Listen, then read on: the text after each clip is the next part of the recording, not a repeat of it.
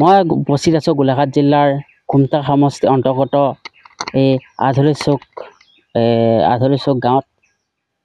আৰু মই প্ৰথমতে ক'বলৈ ওলাইছোঁ যে এই কলখানি মই দেখুৱাই ল'বলৈ বিচাৰিছোঁ। এই কলখানি প্ৰস্তুত কৰিবলৈ কিমান কষ্ট, কিমান দুখ ভাগৰে কুটীৰ শিল্প এনেদৰে জীয়াই ৰাখিছে ঢেকিয়ালত। আৰু মই উপস্থিত আছোঁ ইয়াত। মই প্ৰথমতে দেখুৱাই ল'বলৈ বিচাৰিছোঁ এঘৰ মানুহৰ ঘৰত মই উপস্থিত আছোঁ, যে ঘৰটো মই দেখুৱাই ল'বলৈ বিচাৰিছোঁ যে ঘৰটো এক জৰাজীৰ্ণ অৱস্থা।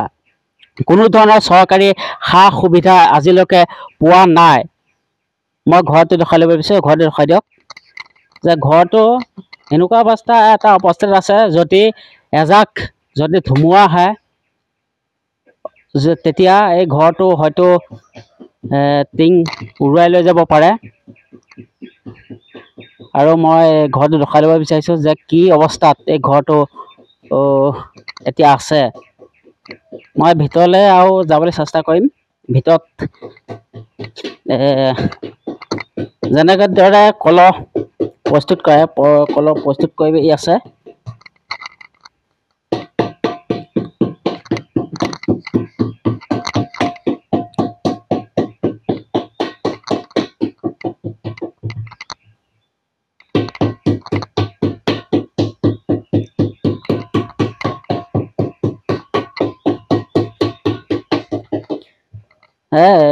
এটা কলহ বনাবলৈ কিমান দিন লাগে? এই কলহ বনাবলৈ ৰ'দ দিলে সোনকালে হয়, ৰ'দৰ ওপৰতহে কথা। এইবোৰ মাটিবোৰ আনিব লাগিব, আনি পেলাই কুটিবই লাগিব, বালি চালি দি কুটি পানী দি আলু আটা মঠা দি মঠিব লাগিব। তাৰপিছত সেয়া লাডু কৰি এখন এটা পাত হ'ব। পাতটো দুখন দুটা কৰিলে এটা হ'ব কলহ। তাৰপিছত সেই কলহটো আনি পেলাই পাতখিলা আনি পেলাই এটা বুলীয়া আছে, এই বুলীয়াবিলাক এনেকুৱা এইটো কৰিব লাগিব। এইবিলাক বাতি নিচিনা কৰিব লাগিব ইয়াত, এই এথালিটোত এইটো বাতি নিচিনা হ'ব। এই বাতিটো পাই দুটা লগালে এটা কলহ হ'ব। এই মুখখন কাটিব লাগিব সেইটো গোটেই। তাৰপিছত তাত ডিঙি লগাব লাগিব। ডিঙি কটা এক্সট্ৰা মানুহ আছে, আমাৰজনে কাটে। আৰু এতিয়া মানুহ নাইকিয়া হ'ল গাঁৱত। এতিয়া মই তাৰমানে 11 চনৰ পৰাহে বনাইছোঁ। পুৰণাবোৰ মানুহ নাইকিয়া হ'ল, নবনোৱা হ'ল। আমাৰ এতিয়া 3টামান পাক পোৱা হ'ল, 300 মান। হয়, আগৰ অতীজৰ পৰাই আছিলে। আমাৰ মাহঁতে আগৰ অতীজৰ পৰা এইবোৰ কৰি আছিলে, এইবোৰ কৰি মেলি খাই বৈ আছিলে। এতিয়া মাহঁত আৰু ঢুকাই থাকিলে, এতিয়া মইহে কৰি আছোঁ গাঁওখনৰ ভিতৰত। প্ৰভাত দাৰ লগত আছোঁ, তাৰপিছত আমাৰজন আছে। আমি এই 3টাহে মানুহ। তাৰপিছত নবৌ আছে লগত, আৰু টেকেলি চেকেলি বনোৱা আমাৰ মানুহে নাই। হয়, যিটো সময়ত ঢেকিয়ালৰ কলহ বুলি ক'লে বিখ্যাত আছিল অসম, কিন্তু এতিয়া সেই পৰ্যায় হৈ থকা নাই। আৰু এতিয়া সেই গাঁওখনৰ ভিতৰত মাত্ৰ এঘৰ ব্যক্তিহে সেই কুটীৰ শিল্প ধৰিবলৈ সক্ষম হৈছে।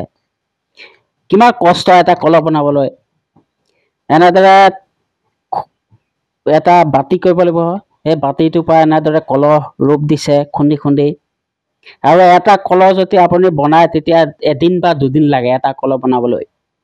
কি কষ্টৰে এনেদৰে এটা কলহ প্ৰস্তুত কৰিছে। মই আৰু দেখাবলৈ চেষ্টা কৰিম। মোৰ নাম শ্ৰী মন্টু কলিতা।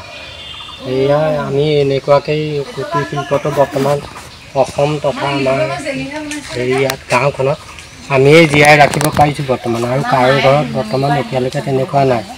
এয়া যে প্ৰভাত বৰা, তেখেতৰ লগতে মই আজি 5 বছৰ ধৰি আমাৰ কুটীৰ শিল্পটো অৰিহণা যোগাই আহিছোঁ। কিন্তু কি হ'ব, আমাৰ দুখৰ বিষয়, কিন্তু এইদৰে কামখিনি কৰিহে আছোঁ। আজি 26 ডিচেম্বৰ তাৰিখে আমাৰ কুটীৰ শিল্পৰ যিটো কাৰখানা ঘৰটো জ্বলি গৈছিলে, কিন্তু সেইটো জ্বলি যোৱাত আমি চৰকাৰক অৱগত কৰিছিলোঁ, দৰখাস্ত দিছিলোঁ, কিন্তু আমি কোনো ফলপ্ৰসূ হ'ব নোৱাৰিলোঁ। তাৰমানে তেতিয়া ক'লে তেখেতসকলে যে এইটো কমাৰ্চিয়েল ওপৰত নিৰ্ভৰ কৰাৰ কাৰণে আমাক কোনো ৰাজ সাহাৰ্য নিদিয়ে।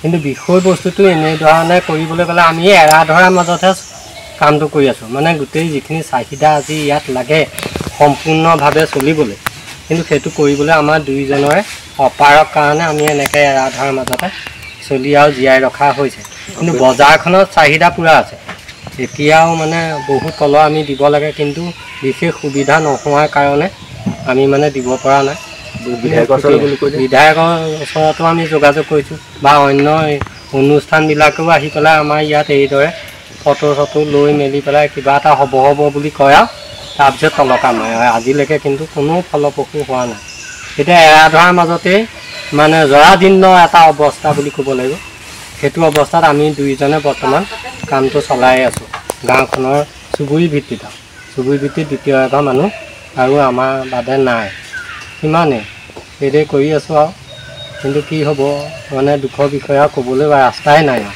চৰকাৰ গুৰিটো নাই আপোনালোকৰ গুৰিটো নাই ক'বলৈ গ'লে আৰু অনুৰোধ কৰিছোঁ আপোনালোকৰ চেনেলৰ যোগেদি যদি পাৰে আমাক কিবা এটা সহায় কৰি দিয়ক মানে এনেই আমাৰ ইয়াত যিখিনি হেৰি লাগে তাৰ ভিতৰত কেঁচা সামগ্ৰীয়ে সৰহভাগ সেই কেঁচা সামগ্ৰী সংগ্ৰহৰ কাৰণে বহুবিলাক বস্তু দৰকাৰ যেনেকৈ যাতায়তী দৰকাৰ কাৰেণ্টটো আছে কাৰেণ্টটো ঘৰৰ পৰা বেলেগলৈ নিবলৈ আমাৰ হেৰি নাইকিয়া কিন্তু মানে মাটি বাৰী এনেকুৱাবিলাক সুবিধা আছে উলিয়াই ল'লে হ'ব কিন্তু ঘৰ দুৱাৰ বনাই মেলিও আহল বহলকৈ কৰোঁ বুলিলে যিটো কাৰখানা বেছিত মানে সেইদৰে কৰিবলৈ আমাৰ কোনো তেখেতৰো নাই উপায় মোৰো নাই কিন্তু যদি পাৰে আপোনালোকক মই সহযোগ কৰিছোঁ যদি পাৰে আমাক সহায় কৰিলে আমি কিন্তু উপকৃত কৰিম আৰু গাঁওখনো উপকৃত হ'ব এইটো ক্ষেত্ৰত তাকে চাই কি কৰে কৰিব আৰু মোৰ ক'বলগীয়া ইমান